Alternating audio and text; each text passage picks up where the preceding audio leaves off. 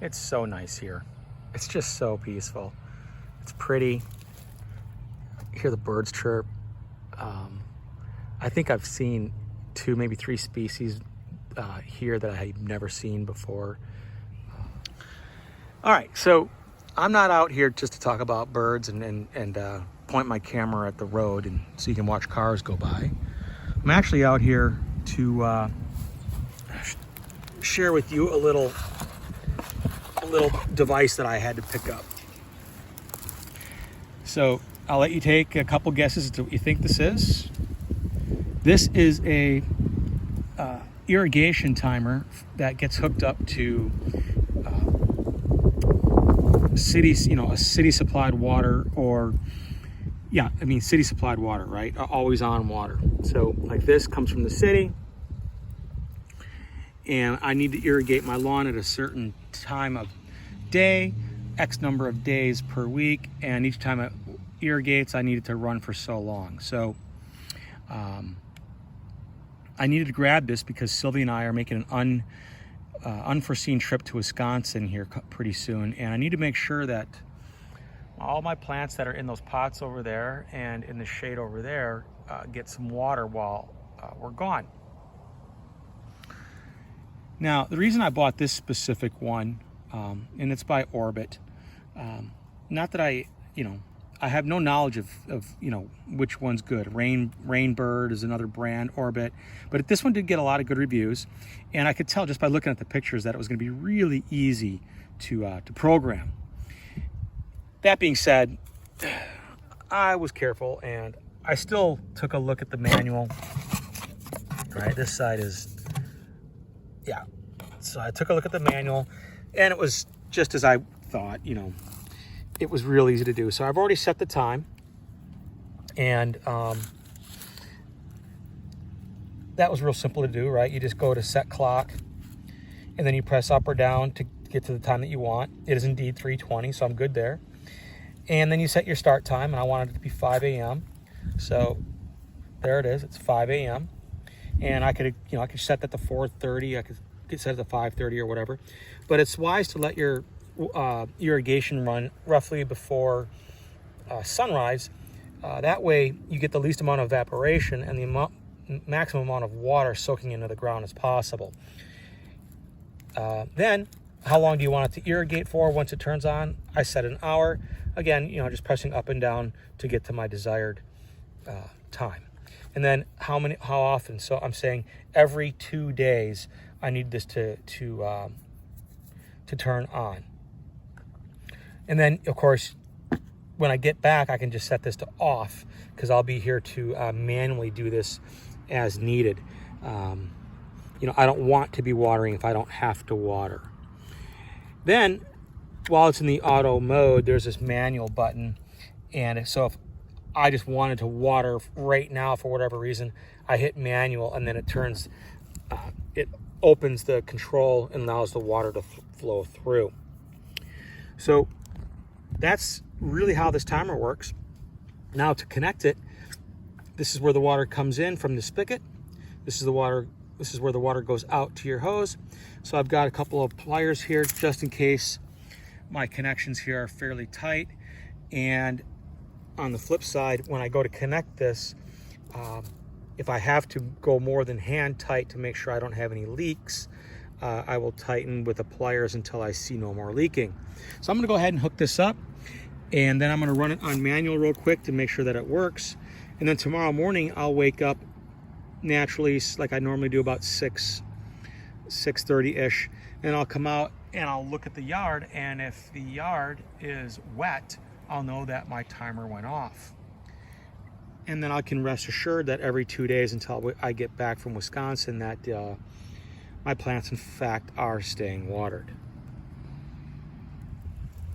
It is installed. It was real easy. No pliers at this point weren't needed. I undid the other hose by bare hand, and I connected this just hand tightened. So moment of truth here, I'm going to go ahead and just turn the water on and see if I leak up here or down here. If I do, I'll just try and tighten a little better with my hand, or I'll just grab my pliers and just tweak it ever so slightly until I see that it's no longer leaking. So let's give it a shot. And that looks pretty good. Water is on. And I am not seeing anything. Let's check the back side. Looks real good.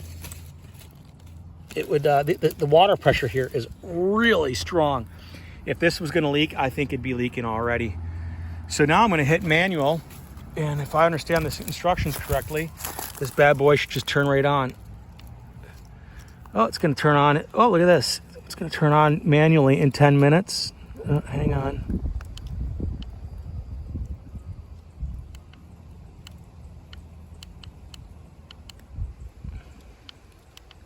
I'm going to set it down to 1 minute. There we go. All right, so in about 60 seconds, they'll turn on and we shall test. Okay, I'm going to play with fire here a little bit. Well, play with water. This should go off here any second now, but I wanted to point out that this sprinkler head's really nice. Sylvia and I found 2 or 3 of these on the side of the road, and we brought them home and we tested them, and I couldn't believe how well they worked. They're really easy to adjust. The white rings have some tabs coming off. One goes that way, one goes this way. Where you see the tab, that's its limit to the left, and the tab to the right, that's its limit to the right. So the further you spread those tabs, the more the water sprays that way and then that way. The tighter the tabs, the less they would rock back and forth. I haven't figured out what the yellow thing is right there. Maybe it's the spray height, right? I'm not sure. But I'll be honest, I'm pretty sure my 1 minute's up, and I don't know why the sprinkler hasn't turned on. So I'm learning how to use this thing, so I have to go take a look at it. Oh, you can see the sprinkler is sprinkling.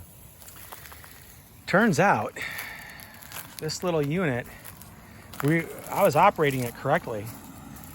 However, I had rechargeable batteries in it. And even with the rechargeable batteries at a full charge,